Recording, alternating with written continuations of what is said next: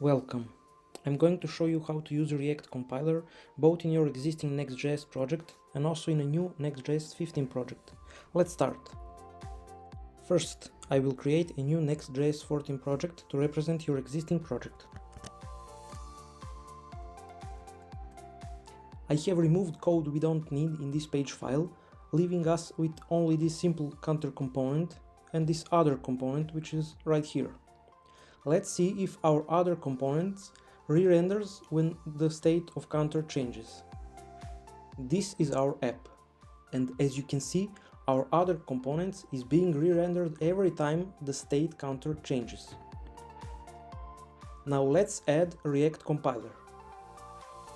There is a way to find out if your existing project is compatible with React compiler, because there are some libraries that are not yet compatible.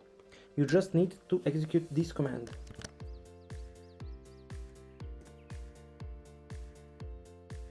And as we can see, our new project is compatible.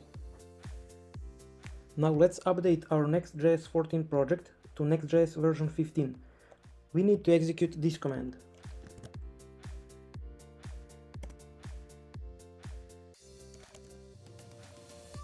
After this, we need to enable the React compiler in our next config file.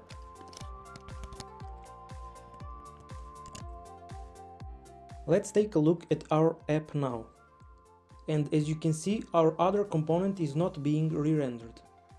Now, when you know how to do it, I will just show you how to start a new project with the latest Next.js and React versions. You just need to execute this command. RC stands for Release Candidate Version.